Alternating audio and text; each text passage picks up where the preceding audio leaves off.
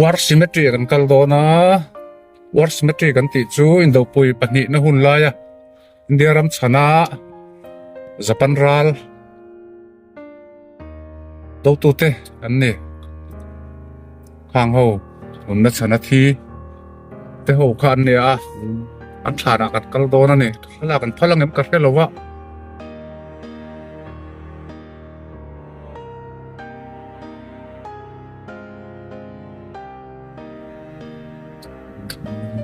Hey Kohima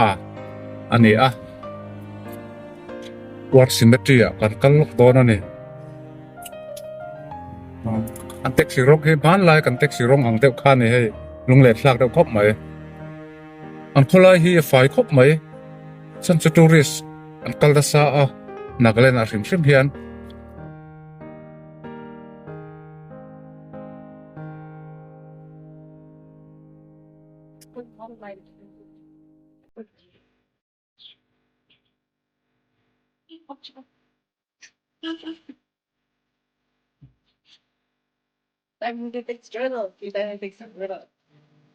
Hey main gate khan ya Kohima war symmetry 19 sang sa posam thum pakwa sang sa posam li panga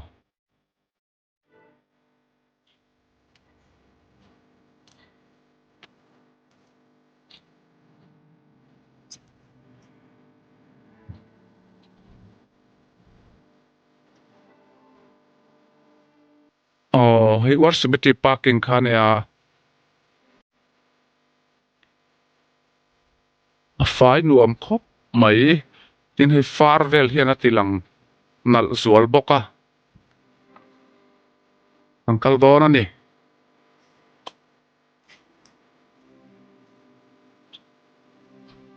kalanga khoi change kan tran ang ka thiam lo hle maya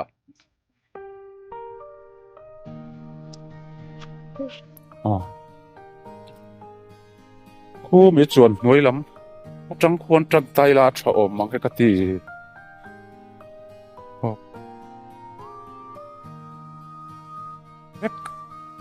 hung hậu khu cần em chiang chi nắng là cái nào mình còn xin đón đi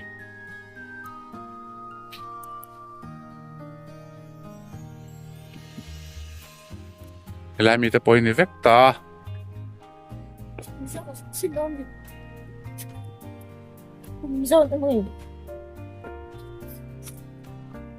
Pakat kan en potang mas saber hi. T for play 3. G532284 private. Yeah, the Manchester Regiment. Manchester Regiment. Som ni paru kan sang ka som li pali me ni riata. At hi a private ti hi chu constable kan tiang kha ani mai mel he dot le hian putiang kon an ming le an thi ni te an kumte an zia ka ever remember tia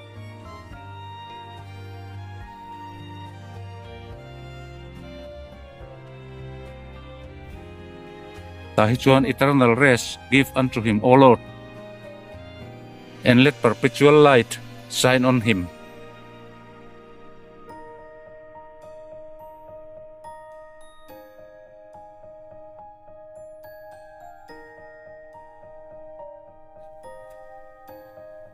Hey, and Suzyaki, a chang reng lom khop mai, a lonely home,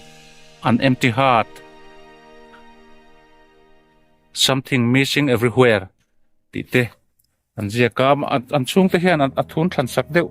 and mai thay ni hey, in loving memory of my husband, Kapasal, Siajang Nan, Tina Teniang Chu. God be with you, till we meet again. Love, Fran, Tiania, hey, ano pui hi Fran, and mai thay ni.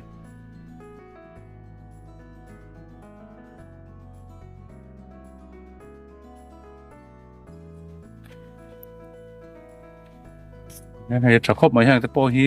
he died that we might live. Kanun na ata na thi.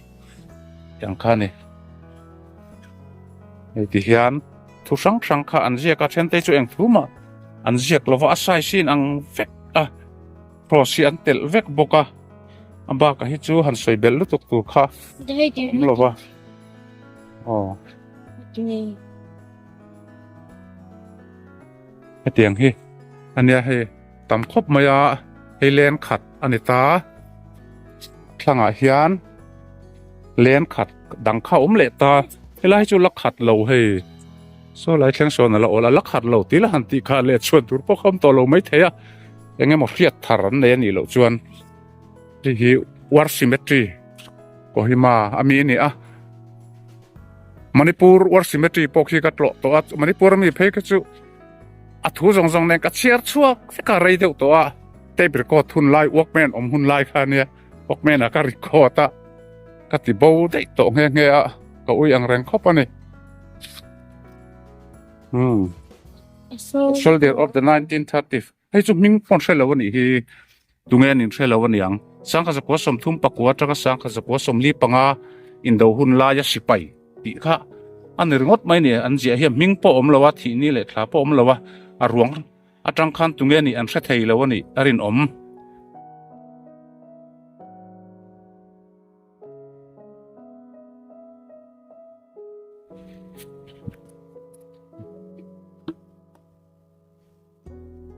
ที่เฮียนไอ้แห่งที่ปอยมิ่งเสียดเรา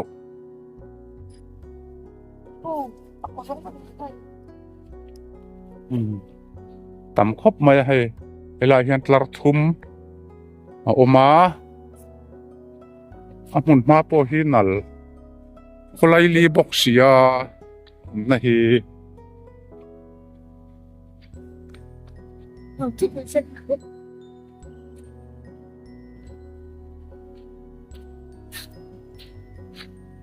A British soldier of the 1939 to 1945 war British สิไปที่นั่นไม่คันเนี่ยแต่ให้พอหิมิงเสียดเราอันนี้ตัวนั้นนี่เฮ้บุลมีพอหิจุดเตียงโตจุนเนี่ยตุงเงินนี่เสียดต่อสีเราว่าข้าอันพุ่มนวลที่นั่นนี่อีเมลให้แห่งแต่พออันนี้เท่าว่าจีนมีอังคาร a soldier of the 1939 to 45 war non unto God ที่ข้าในรถไม่นี่แห่งแต่พอกันหิมหน้าตานั้นหนุนพลานตู้เตอันนี้อันจะอบคบไหมอันไว้จงกันติลังเวกลงกันติเฮียนอัตลัดเฮียนติลังไม่ลังอินชอบไหม Parang handa nila no. อืม It's a gold date man.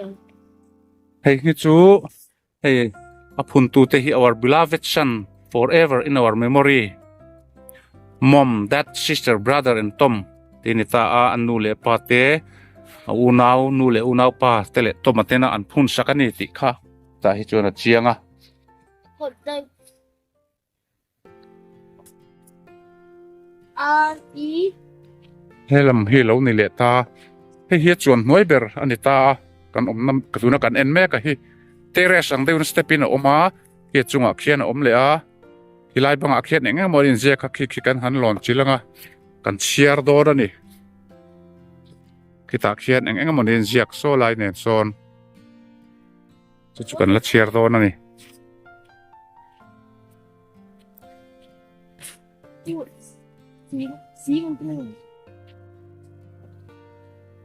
ตำเลี้ยมาให้เตียงมิ่งเสียดเราที่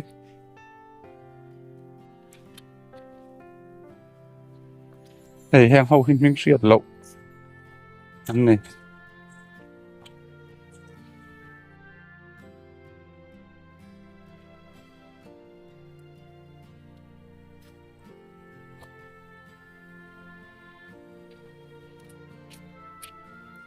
กวลปปัง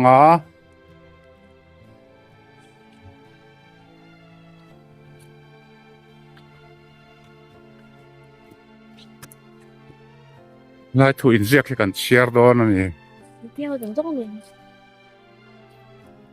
ทหาร4th Battalion of the Queen's Own Royal West Kent Regiment in memory of 80 of our comrades who gave their lives in the siege of Kohima April 5th 21st April 5th to 21st April ni nga tangan ni somni pakatsa ka sa kwa somli pali sungat hi mi somriat kan thiante mi somriat Kohima chantura nun lan tu te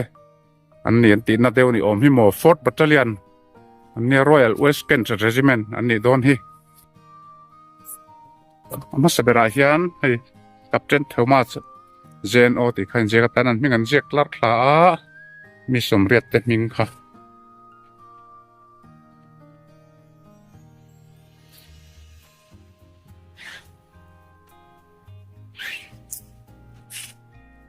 Noi berate hian hei this memorial replaces one originally erected on Garrison Hill in 1944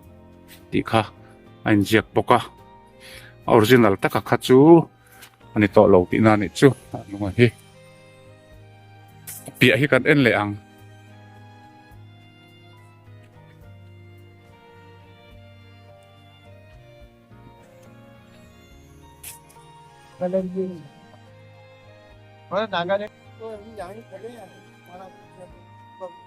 He dedicated to the officers and men of the 1st Battalion, the Queen's Royal Regiment, and to their comrades in arms of the 4th Battalion, 1st King George, 5th on Gurkha Rifles, killed in action on Jail Hill, May to June 1944. Yani Gurkha Rifles lapang atel ten ni mele.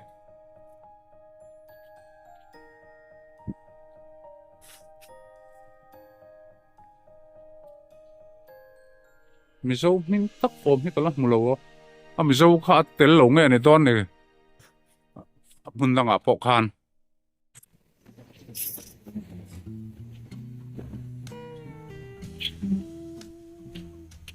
oi je langa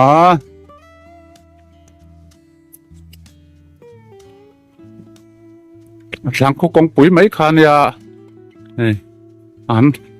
phiền real ve nek de boxia nuông rêu khóc mấy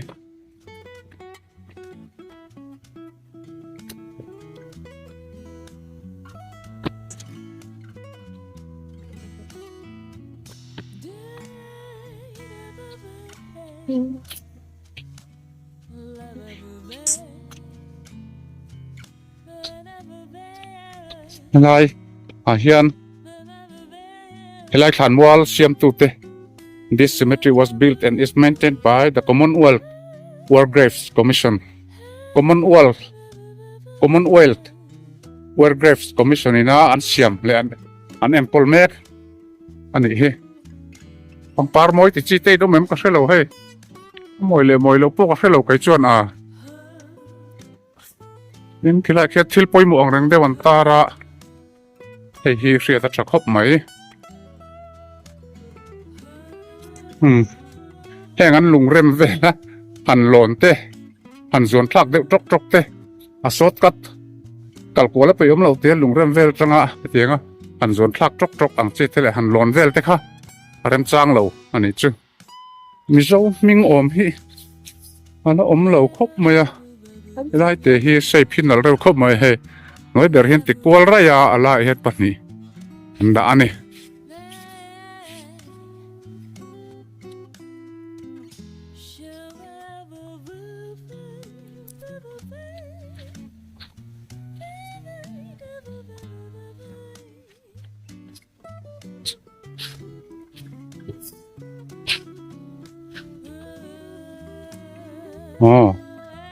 to ko nga dot tu le akhen kan lon chho le chinang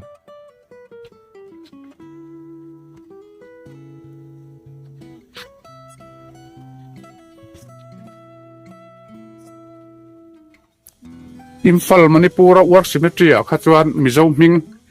te ko kha ka hmuwa hi taki cross puna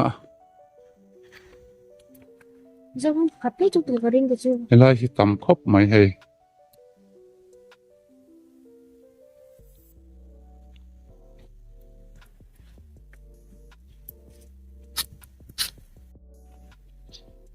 hi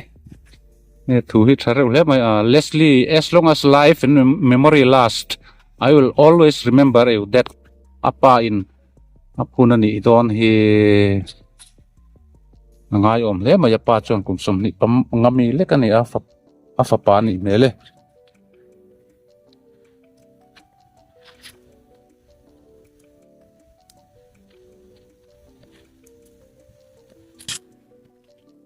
này non ăn chữ gọt thì tắm em anh này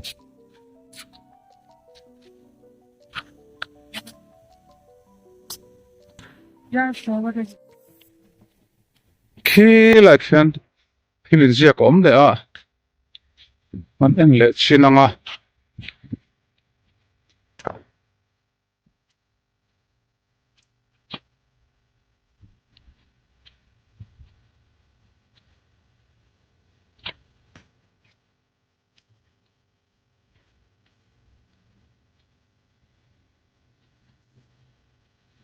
First Battalion, the Royal Welsh Fusiliers, di man in proud memory of our comrades who fell in the Battle of Kohima, Manipur Road, lest we forget. Di ani Kohima le Manipur, in kara annun na lo hlan tu te kalkonga. Japan sa pailaw dang annun na hlan tu te anni mele.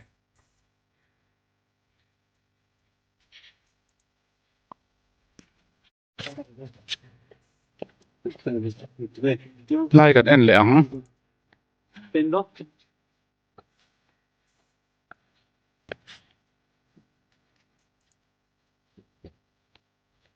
Là hlan lom le boka. Tam khop mai.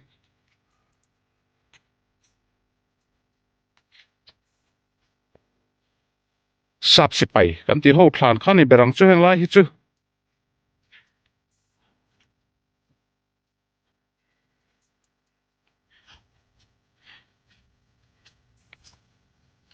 An thlan lung ziak hi. Amoy hlom ang ren khop mai thu hi.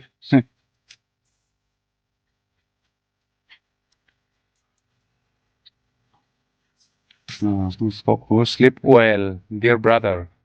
You gave your life that we might live.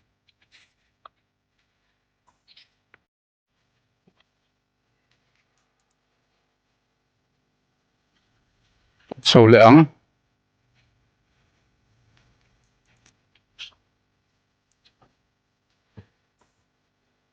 Thil dang lam lutup kha om san chuang lo wa. Nên là tilang thok thok ka nga.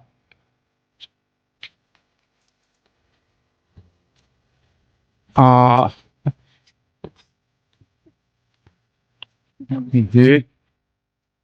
Tui hi thok do na mai thai. Lột pha lo.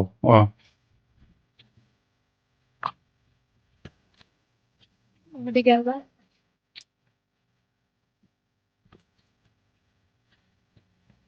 Tar thum. No vel thunga.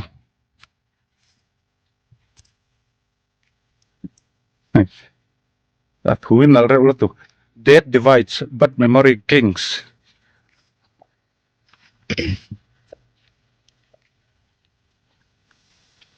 Cái thấy cho hay anh pháp pan mal này chun. Anh pháp pan này chun anh ấy thì chiang ngồi ngồi maya.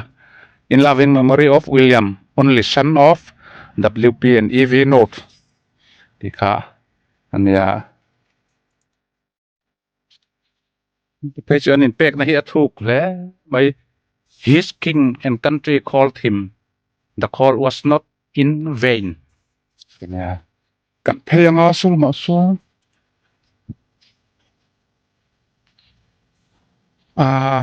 Có mà cái view lo cầm.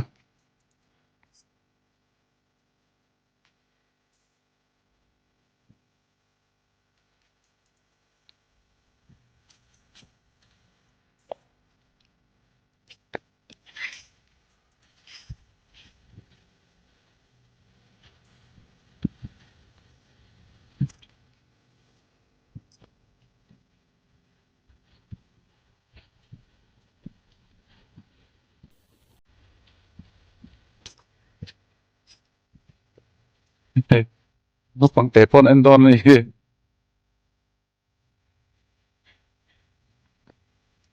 Nó đòi ngủ về là khi thoát học mấy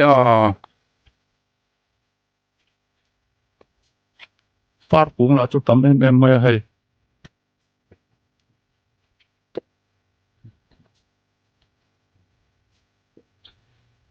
Là hiện claran ni. Anh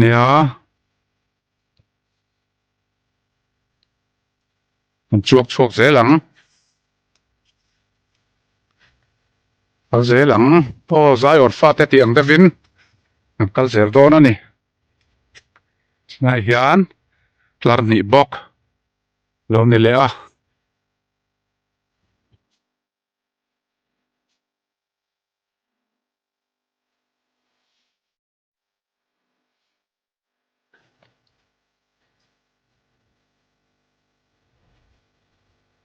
kan lon de orang ô này Ủa, cái này chỉ là một đường.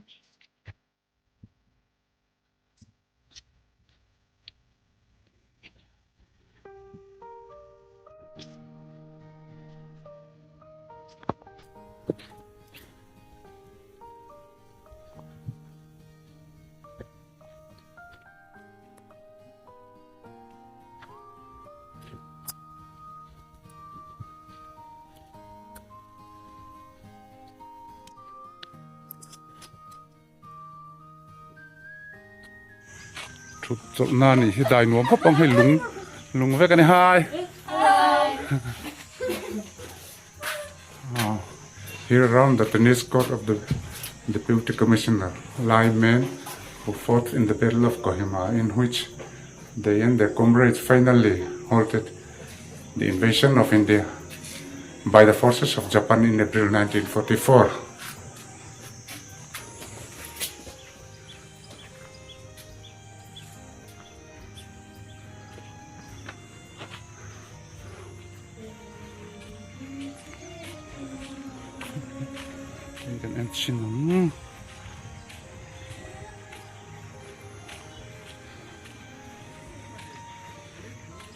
Ta hian helai mun a hrim hrim hian meizuk ten phal lawa zu in ang chi te le ei le in tur ang chi han ken lu te phal lawa tin ran ui zo te te ang chi kha ken lu an phal lo boka ni hi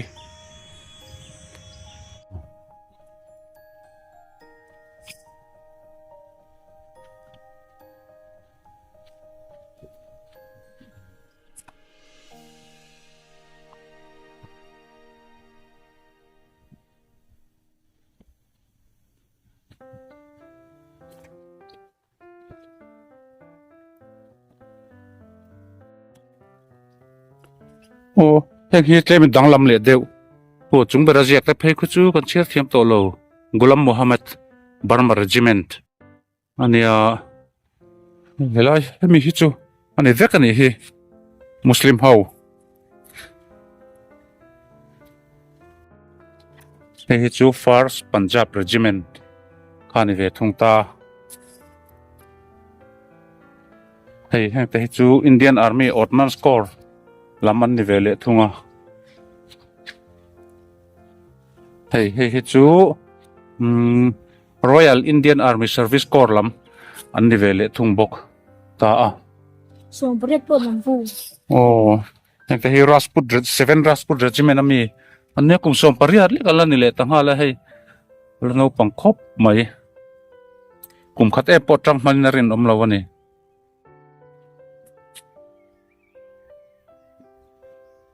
kulai line in rin khu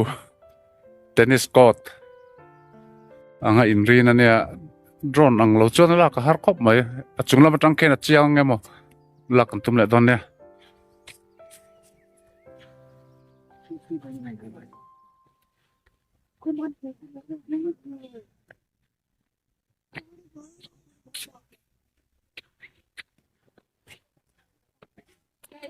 lai hi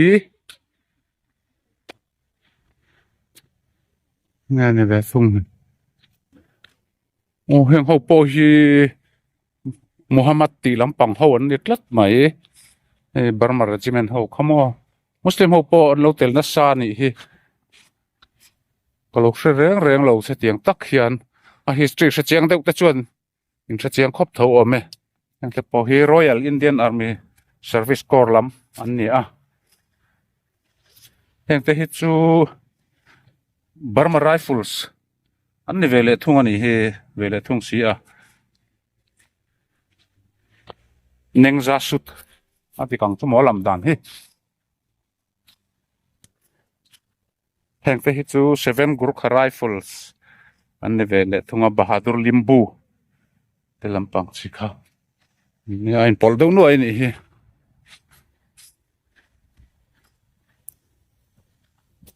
Bukan number omong ini. hei heng se po 8 Gurkha Rifles nia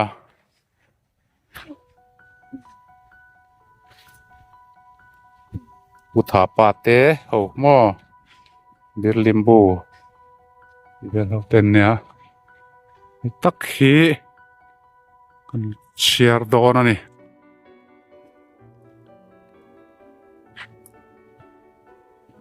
ka share vek lo nga kan zoom ma yanga achung ber atang khian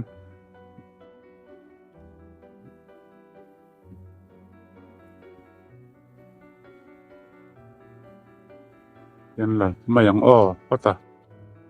mo chang in lo share mai don ne share du tat tin om chuan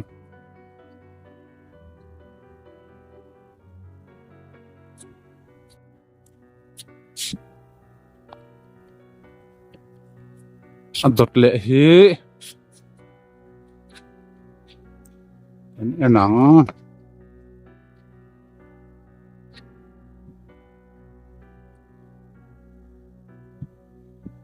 a chia thayang chu mo dot le hi kan enang an ti le ma yang ti hian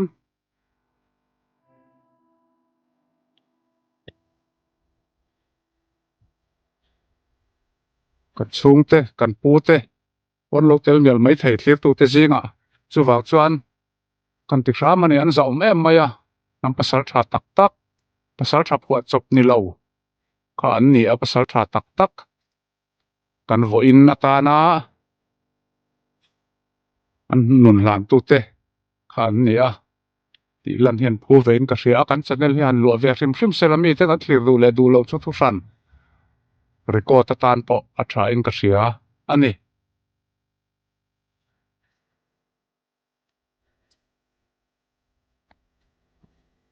a zot tak atang hian lai langin a chiang deuh awm e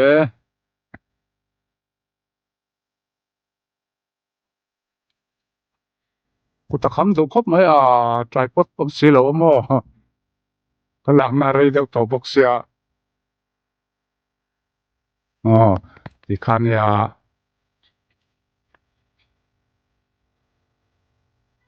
ta hian trong che thumin an ziaka sang sa ko som thum pakua tang linga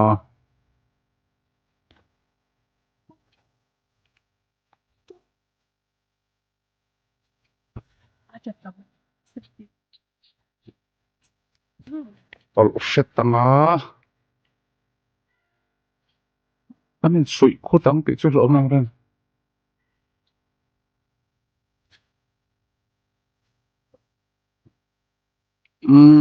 mấy con Thlan là gì hi càng cao qual xin ngã hay làm lên po hi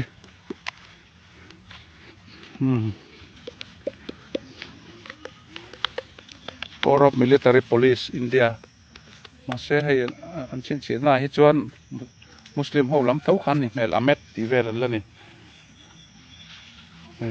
Mohammed at hậu khăn lần này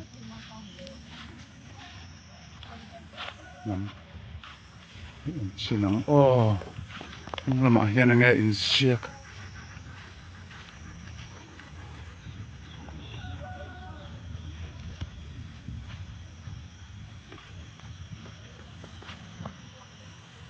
Nepalese contingent chia thèm cho mò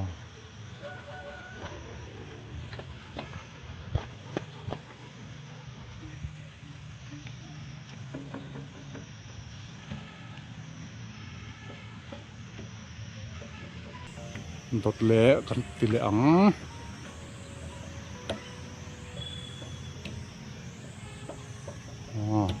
đột lệ hi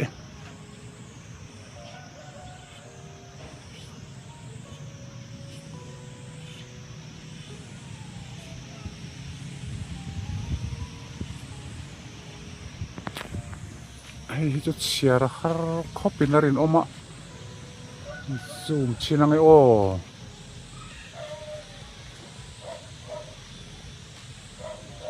chia thấy mấy đòn hi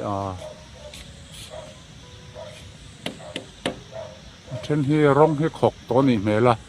ani rang ka chak ronga an ti hi ti khan ya avel po hi en chein nal hei an leng kho thon vel nan anuam anom hel khop mai far tam box ya khi tắm nét mày bốc à mi leng vel po an tam về khop mày à trên chu chung của té trên chu thiền chu hậu té trên té khu chu ngay zong té pon đi về mấy thầy bốc à ngay zong té ta chuan mun nuam về đéo tụt chu ni e nà cái nula hay cần zoom sao càng châu phía lâu lẽ mấy zoom chuan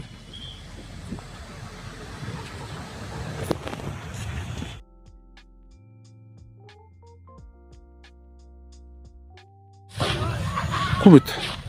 tennis court cool lak chiang thei lowa kan zoom sak chinang che u o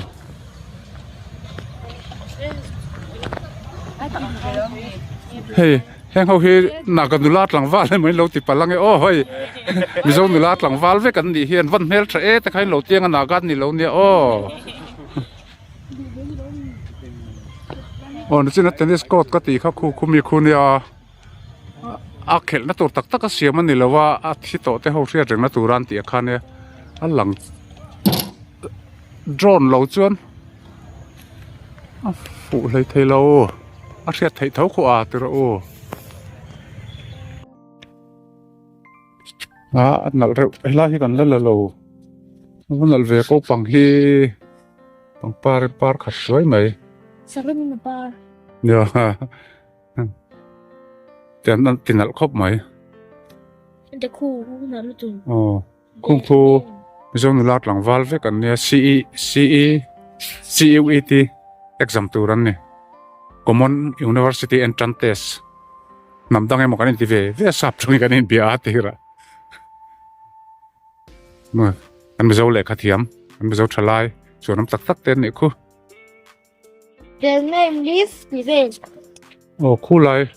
pilar khu kan su pan don ta khu ne nge in ziak kan su en don ani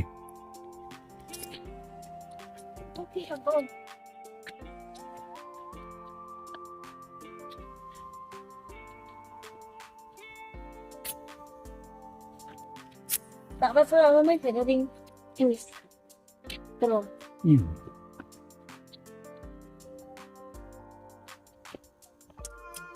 lại thì cần lụt chỉ sốc con ngợi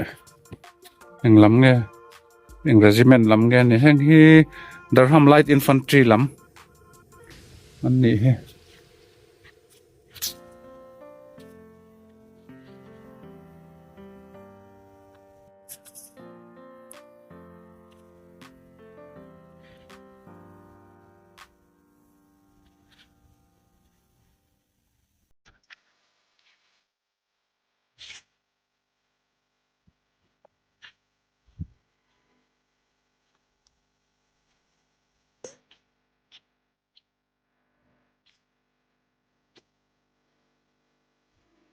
Tức là mình học cái phần này. pampar na hlia che khu their name list for evermore tini ring athiang lim khop mai ma se get a hian no entry antia lu an phal lowa duila chu hi kan kar phak reng ma ro chu tia phal lo chung chung lu li tra la kha kholo thak amol thak te bo ti thaila nen chu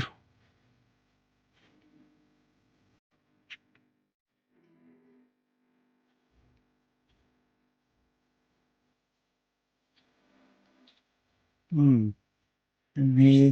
pose one battery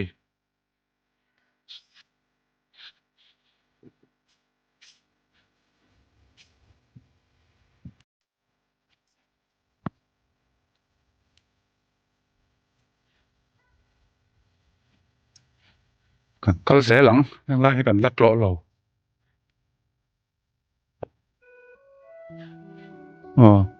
khi lai lo kum ha la khi kan mi zo pa chuan tak pu LR ding lian ne kum ma sa ma ya di IJ pension kha ne ani po ke fapa CUET exam tu roya helai local he ne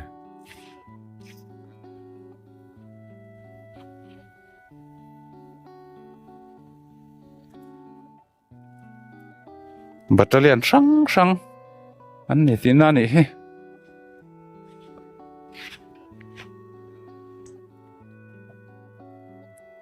en lo kon lan nei tlat he lai hian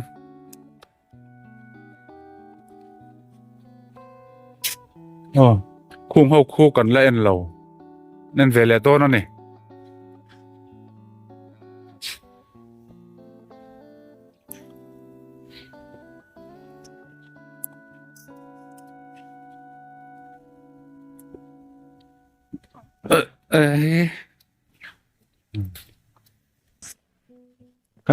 kan enangeng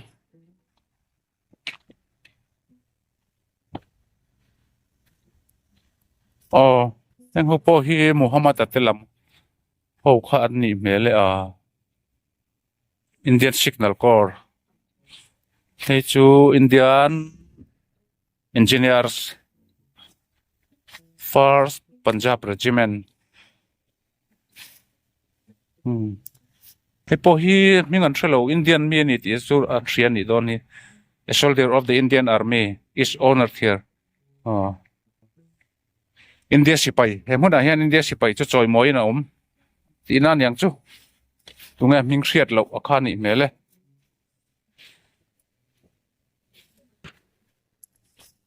hay kum som ni lek ten nia nu le pa tan chuan lai na tum ngai khopang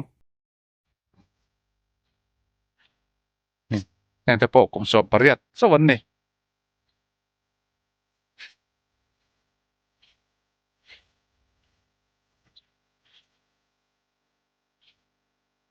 le lama tanga lo chuk na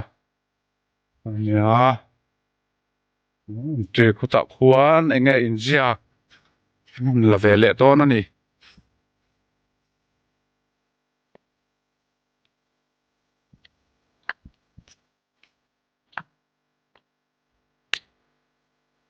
chung hi chu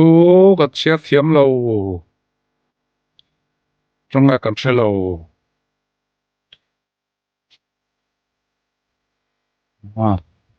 pang te hian injiak kwal lo mem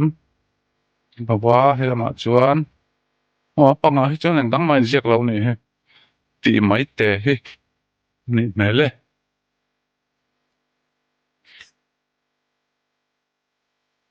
nó quơ thuốc các này nó làm kiếm thầy tổ lỗi lại trong cái chuan là quơ thuốc cầm ô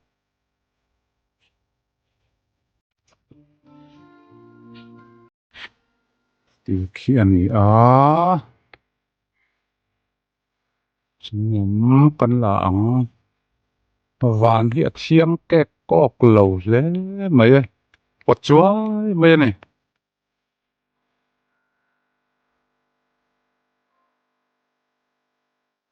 hết thà na hiền nghe in ziak en lo cẳng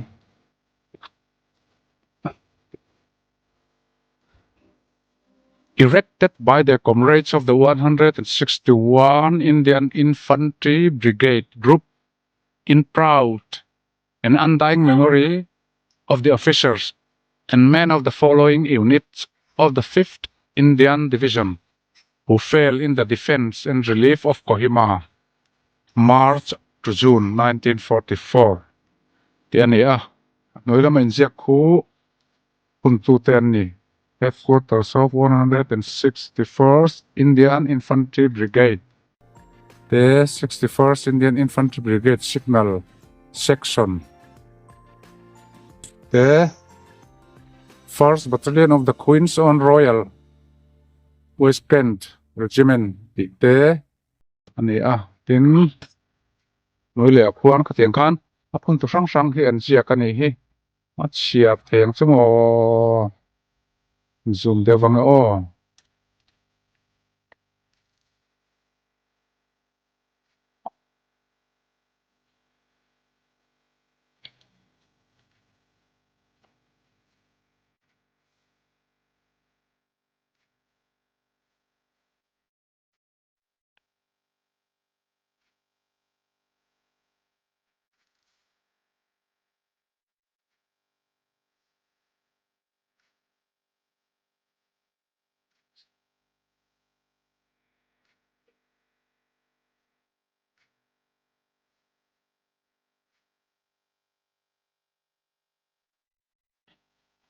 trong hian en le thok ki la te khuan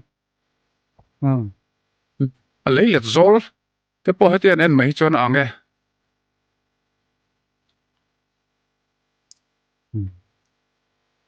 khi lại cái cross om na khan ya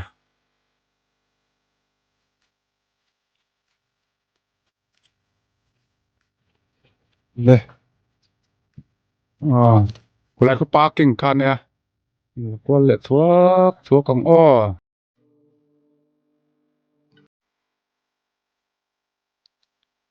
no pak te pon no man te ni hi nhiều thuốc công nghe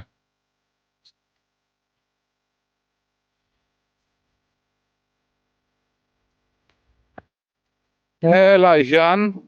thil poi mo tắc mấy en tur kan này à chú kan en do na ni poi mo riaw à kan en tur hi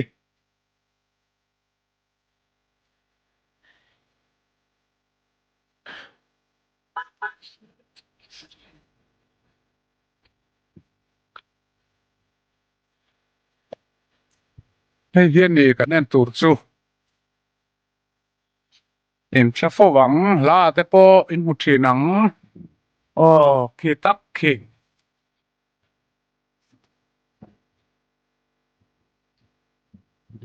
la mang in let hun chuan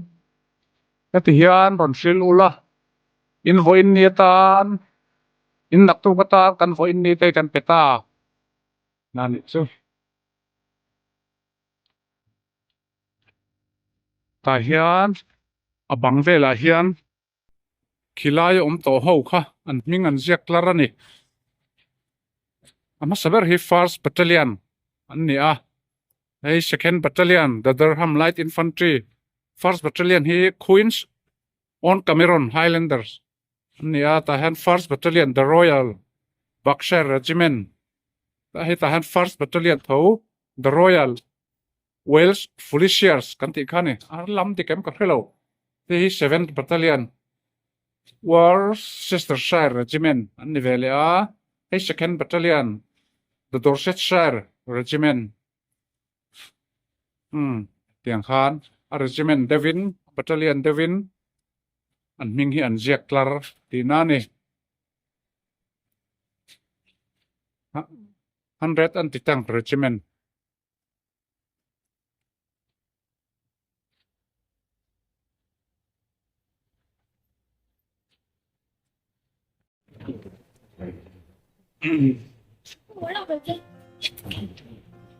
ziak hi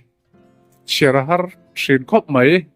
in memory of men of the 2nd Division who fell in the Battle of Kohima and fighting for the Imphal Road, April 1944 through June 1944. The anian huya hian achunga hian when you go home, tell them of us and say, for your tomorrow, we give for today. Lamang in let hun chuan kan chan chin chu heti hian in ron soidon nia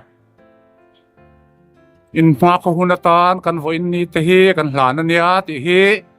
in ho huna in ron soi nge don nia an ti a ni e kan soyang in chan chin hi kan soyanga kan soi zel don ani kan ho huna kan soi don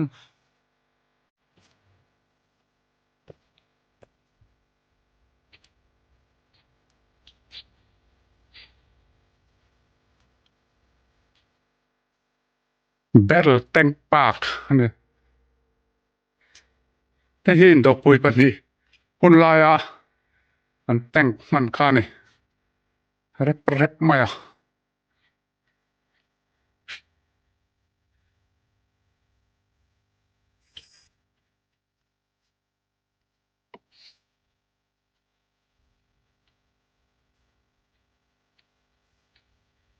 engine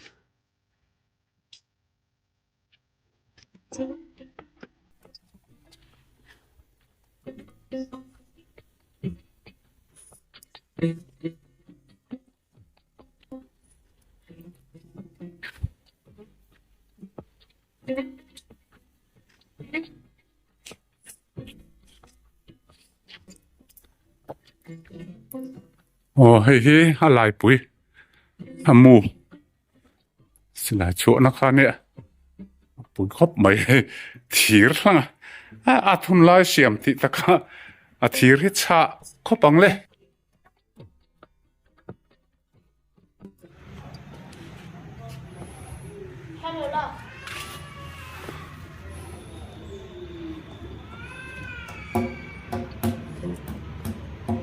a cha khop mai he ko rongot po hi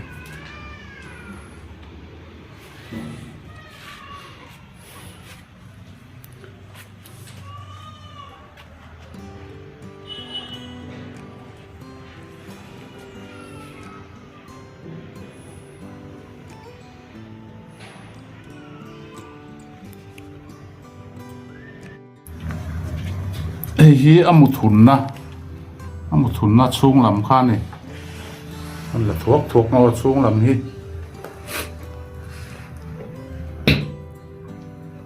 a thol le mai song ta sa chu khum ni om thak ani mi hring po leng hal don ni he mu thiam po har a chek de rawa e lai ko pum mai ti hian